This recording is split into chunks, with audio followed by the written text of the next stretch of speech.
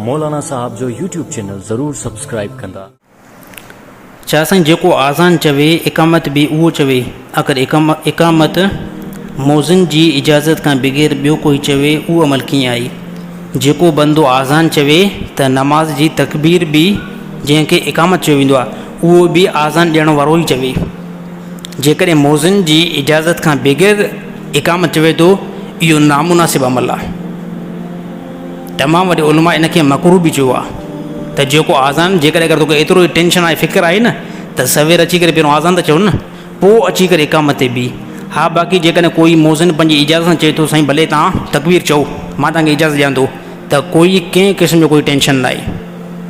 हा साईं ॻाल्हि सम्झ में अची वई न, त आज़ान ॾींदड़ उहो ई नमाज़ी तकबीर लॻाईंदो। काफ़ी माण्हू जेके बिल्कुलु पुछा ई न कंदा आहिनि, ईअं अची करे तकबीर में अल्लाहु अकबर अल्लाहु अकबर। त जेकॾहिं मोज़िन इनखे नामुनासिब सम्झे थो ऐं पसंदि ई इनखे न आहे त इहो बंदो जेकी तकबीर चवंदे इहा मकरूह तकबीर आहे।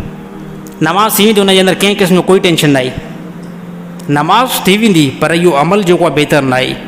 हे इस्लाम कुझु आदाब सेखारिया आहिनि। इन खां अलावा हिकिड़ो ॿियो बि आदाब ॿुधाईंदुमि जेको तमामु असांजे ख़ासि करे नौजवान खे घणो आहे। नमाज़ जो जंहिं टाइम बि अगरि टाइम थिए, नमाज़ जो जंहिं टाइम बि टाइम थी वञे न, त हे अदब खां बिल्कुलु ख़िलाफ़ु आहे, नामुनासिब आहे ऐं अदब खां ख़िलाफ़ु आहे जो पेशमाम खे चओ साईं उथो टाइम पूरो थी वियो आहे। हाणे तव्हां खां ॿुधायां पियो, जीअं तव्हांजी घड़ी ते नज़र वञे पई, छा पेशमाम को नाबीना? यार पेशमाम को नाबीन त न आहे न। जीअं तव्हांजी घड़ियाल ते नज़र पई वञे न, त सेम सेम ईअं पेशमाम जी वञे पई। हे अदब खां ख़िलाफ़ु कमु आहे साईं, उथो टाइम थी वियो आहे। हालांकि साहब इहो ॿुधायो, साहिबनि जो त असां मस्जिद में पहिरियों वेठा हूंदा हुआसीं ऐं ईअं ई वेही रहंदासीं। नबी सल्लल्लाहु अलैहि वसल्लम बाद में अची करे बीहंदा हुया नमाज़ ते, पहिरियों असां नमाज़ ते ईंदासीं ऐं असांजे पोयां जेको आहे पोइ नबी सल्लल्लाहु अलैहि वसल्लम ईंदा ऐं अहिड़ी तरह मिंबर ते वेहंदा हुया ऐं नमाज़ पढ़ाईंदा हुया। त हे बिल्कुलु अदब खां जेको आहे बिल्कुलु ख़िलाफ़ु आहे त साईं उथो जेको आहे नमाज़ जो टाइम थी वियो आहे। त इमाम जी हिकिड़ी पंहिंजी हैसियत आहे, उनखे पंहिंजी जेकॾहिं हैसियत सां बीहारींदव न, त हे जेको आहे न, हे कमु न हली सघंदो। ॻाल्हि साईं सम्झ में अची वई न, त बिल्कुलु इहो नामुनासिब अमल आहे।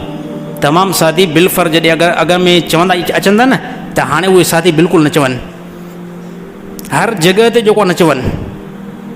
त टाइम जीअं थी वियो न, त पेशवा में ख़ुदि खे पाण ख़बर थी यार टाइम थी वियो आहे, मूंखे हाणे जेकी नमाज़ पढ़णी आहे, त पेशवा पाण ई जेको आहे उहो नमाज़ पढ़ाईंदो।